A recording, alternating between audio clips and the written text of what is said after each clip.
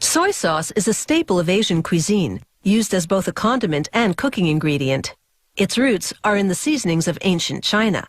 Today you can buy artificial or chemically enhanced versions, but authentic soy sauce is all natural and made the traditional way by brewing soybeans and wheat.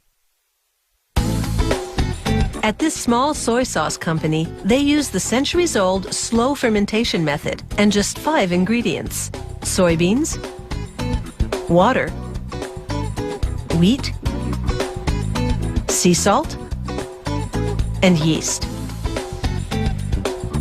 They begin by pouring soybeans into a cooking device called a steam kettle.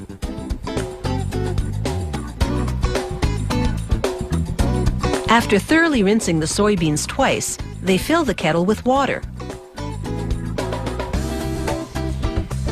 Then close the lid and boil the beans for 4 hours. Meanwhile, they pan roast wheat in a skillet for about 25 minutes. Then they put the roasted wheat through a mill. The mill's steel rollers crack each grain into several pieces. This will enable the yeast to better penetrate the wheat during the fermentation process. When the soybeans are ready, they take them out of the kettle and spread them out in large trays to cool.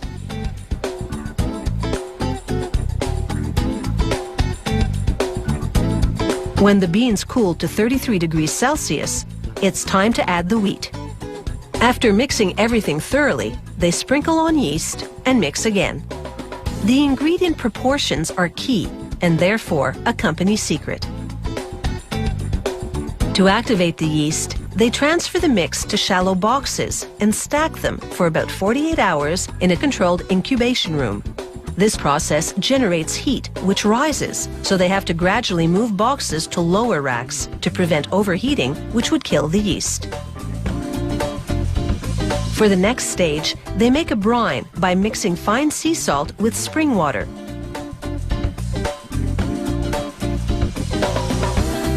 To give its soy sauce a distinctive taste, this company repurposes bourbon barrels from local distilleries to use as fermentation vessels.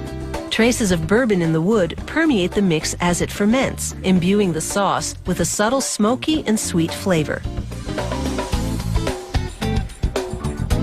After dissolving the sea salt in the spring water, they add the soybean mix, creating a moromi, the Japanese word for soybean mash. They blend for a few minutes, then seal the barrel and leave it to ferment.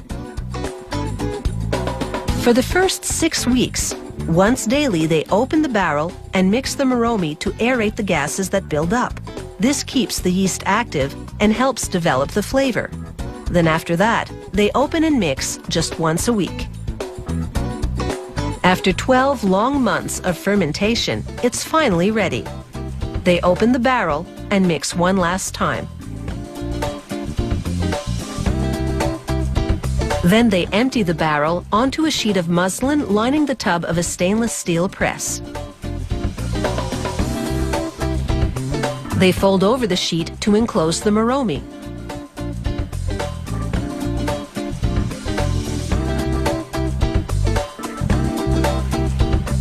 Then lay down planks of wood to form a solid surface.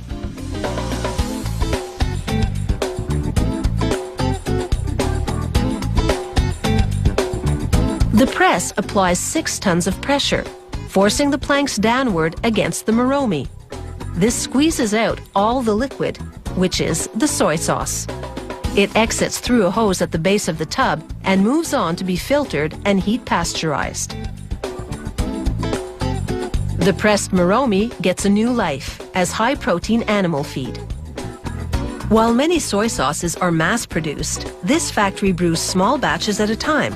A batch yields about 600 bottles, each of which workers here fill manually.